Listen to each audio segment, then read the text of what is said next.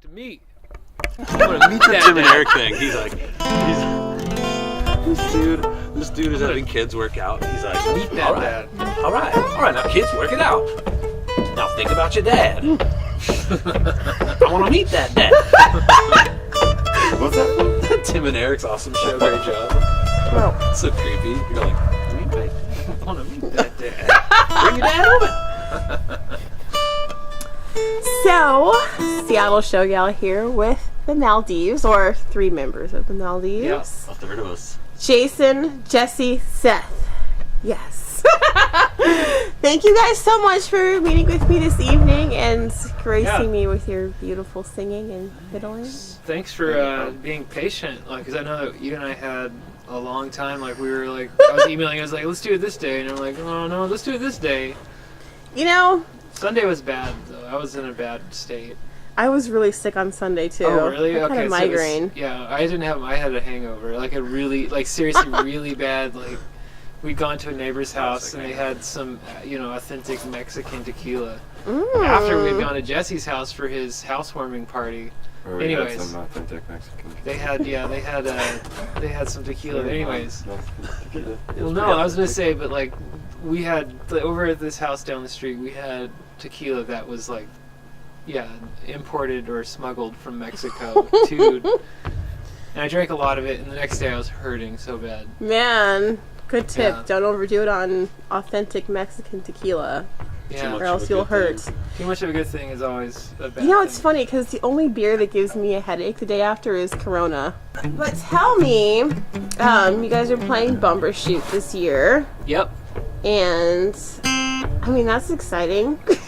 it is. You guys have been playing lots of festivals. This year, I think we've played every major festival in the Seattle, I guess King County metropolitan area, whatever. How does that feel to be like in such high demand in your niche genre? It's nice. It's nice for the bank account. Like, to be honest, like I think a lot of people always say like, you guys play all the time. Like you're always playing shows. It's like we work hard at what we do. It's like not trying to defend what we do, but it's just, people always say you guys play too much. And it's like, well, we played. Seattle's a big city, and it's like, we play enough for like. Maybe we play too much for a specific audience, but there's a whole city out there. It's like we can play for like, everybody. It's That's like it's not right. like trying to like just cover all bases. Just get out there and get heard. And I don't know. It's like I think part of it is like we just love to play. It's like we love to get out there and like have the show for people. And I think this fall we're going to take some time and not play as many shows. We're trying to develop new material and see how that goes. But It's always fun to play in the middle of the street, though. yeah, You don't have, Yeah, festivals are always super fun. Like families and kids come out. Dope. Well, you liked it. That's good. Yeah. I've only heard good things about Dobe, so glad you're able to hold it down. I did want to ask you, though, you were talking about working on some new material. Yeah. Your last album came out September 2009. Yep.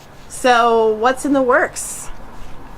It's kind of funny because there's never like a plan. There's never like a plan of like, what kind of songs we're gonna set out to do, or what kind of sound we're gonna try to create. It's just we just hopefully like this time around we're just gonna get into the studio and just play, like have some fun.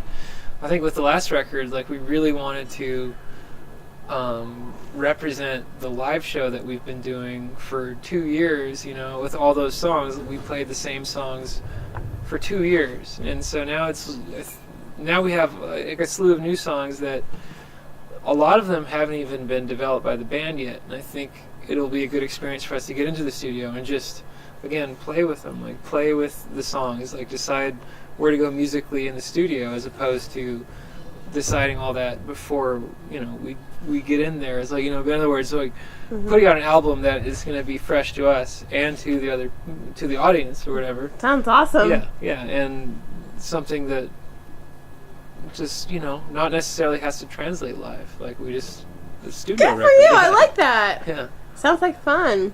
And then we'll learn how to play them live. And Yeah, that'll then be a whole other. Yeah. Yeah. You will Level wear that of them. fiddle out. Yeah. Hopefully not. Let's talk country Like music. Willie's guitar. Okay. Jason. So, it's actually interesting because when I was reading all about how awesome you are, it seemed on your bio with your record label that it almost dances around being a country band, alt country. It's like, Yeah. well, sure, we're country, but we have this, and that. So it's like, what's your relationship to country music? I mean, country is. When I was raised, all of us, like in the band, like, I can't. Well, I'll speak for myself specifically. Just like, I was raised listening to country music. That was the music I listened to, and I think I was thinking about like, there's like a quote on the wall in the back room or like the green room at the High Dive. Okay. And I'm pretty sure it was meant towards us, but it said just because you listen to Neil Young doesn't mean you're country or something like that. Like and fortunately that's true. It's like we're huge Neil Young fans. It's like we're gonna represent that aspect of the music that we grew up listening to.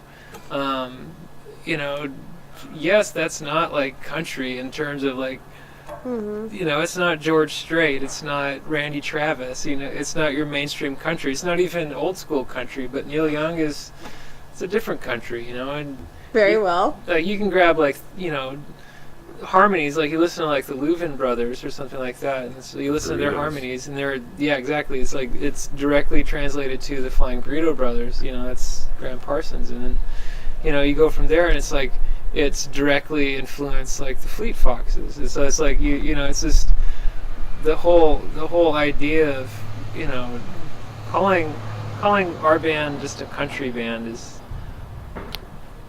It's somewhat easy. it's somewhat easy and it's somewhat limiting.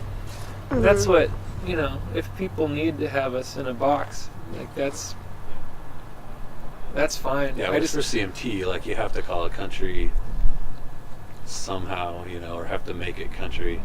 I just hope we don't. I just hope we don't Make disappoint it called country. our country fans when we release something that sounds like the Flaming Lips. It's like Okay. something or something out there. But I guess that's the risk you take. You just have to like. For us, it's like you just got to keep moving forward artistically and not really concern yourself with genre. So you told us a little bit about the music you listened to when you were growing up and influenced your band, but Yeah. what are you listening to right now? Right now, Today? today, shit, I didn't listen to anything today. Beyonce. I like Beyonce. I listen to Lady Jay-Z on the way home. Yeah. I'll listen to myself on the way to work. I've kind of had like this weird kind of she's nostalgic bent where I've been listening to a lot of Elliott Smith, Oh. like a lot of Elliott Smith and Built to Spill. Kind of like I guess maybe you see like how popular trends, they always go back to the decade before where they're at, and they really try to grasp the what do you call the culture from that time. Mm-hmm. For some reason, it's like I think But this those year. two are, Yeah, it's like I started going back and listening to like Flaming Lips and Elliott Smith and Built to Spill and what was the other like Neutral Milk Hotel and shit like that. And I'm just like, but that's funny because that's what we were listening Yeah, to when we started. exactly, that's what we listened to when 10 we years started the ago. band. So it's anyway. So I hear that stuff now and it sounds just as fresh to me as it did 10 years ago. So what are you guys bringing to Bumbershoot this year? What are we bringing? Yeah, what extra fire are you bringing to the stage you've never brought to any other Flask of stage? vodka? I'm just kidding. Nothing extra. Actually, you talk about fire. It's like we There's some pyrotechnics. we do have some gear. pyrotechnics. You're lying. Yeah, we Roman candles. Oh, we got Roman candles on the whole Sparklers. Elliott Smith vein. Yeah, the bottle rockets. Bottle rockets. The Wes Anderson fans.